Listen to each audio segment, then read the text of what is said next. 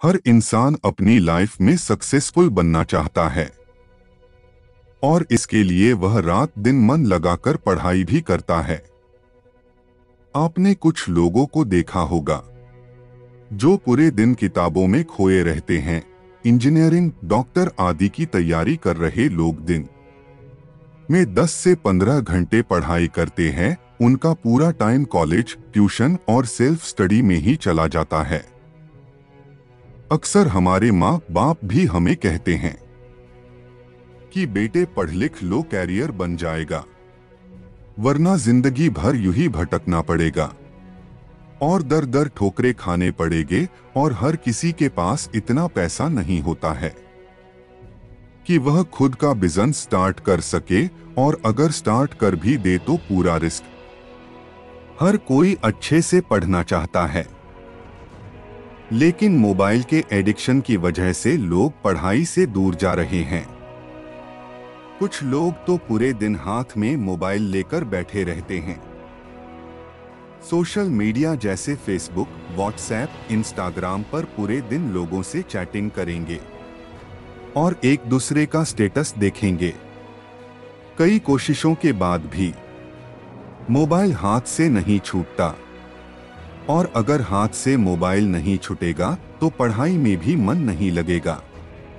तो आज की इस वीडियो में हम आपको कुछ ऐसे ही उपाय बता रहे हैं जिससे आप पढ़ाई और मोबाइल को एक साथ मैनेज कर सकते हैं और अपनी पढ़ाई पर अच्छे से फोकस कर सकते हैं।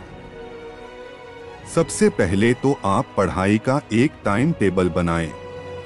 कुछ लोगों को यह भी पता नहीं होता है कि हमें दिन में कितनी देर तक पढ़ना है और किस समय पढ़ना है। जब मन में आए तब किताब हाथ में ले लेते हैं और मन आए तब किताब से नाता तोड़ देते हैं।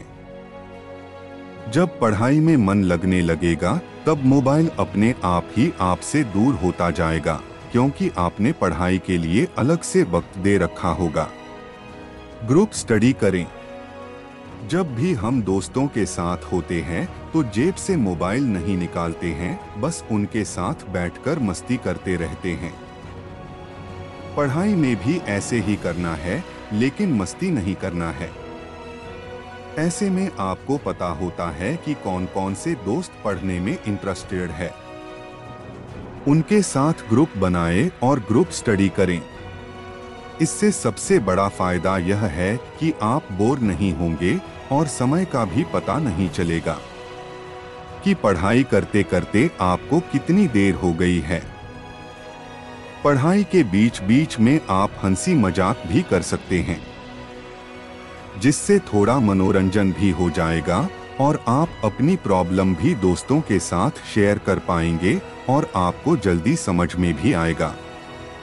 जब दोस्तों के साथ ग्रुप स्टडी करोगे तो मोबाइल की भी याद नहीं आएगी। थर्ड नंबर, सोच ले कि मोबाइल कितना जरूरी है। अपने दिमाग में यह बैठा दे कि आपके लिए मोबाइल कितना जरूरी है। क्यों जरूरी है? क्या आप मोबाइल पर कुछ खास काम करते हैं या सिर्फ दिन भर इधर उधर की बातें ही करते हैं? अगर आपको लगता है कि मैं सिर्फ अपना टाइम बर्बाद कर रहा हूं, तो आप मोबाइल से दूरी बना ले और जब ज्यादा जरूरत हो तब ही उसका इस्तेमाल करें। फोर्थ नंबर, परीक्षा में मोबाइल को बाय बाय बोल दे।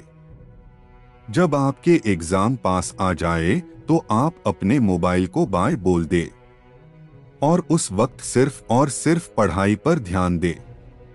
और जब एग्जाम खत्म हो जाए तो चला लेना मोबाइल। और यह बात भी याद रखना चाहिए कि एग्जाम साल में एक बार आते हैं, लेकिन मोबाइल हमेशा आपके पास ही रहना है।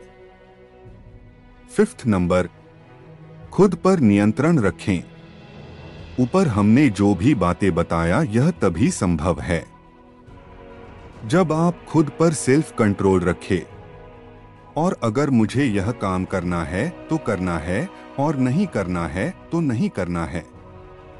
अगर आपने सोच लिया कि पढ़ाई जरूरी है तो ऐसे में आपका ध्यान अपने आप ही पढ़ाई पर जाएगा।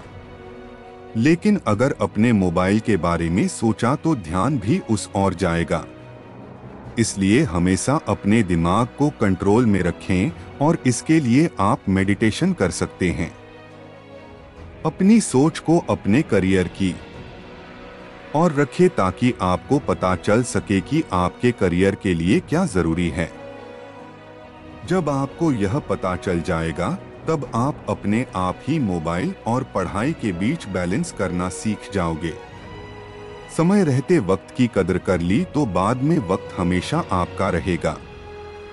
एक बार सोचकर देखना कि क्या वाकई मोबाइल आपके लिए जरूरी है।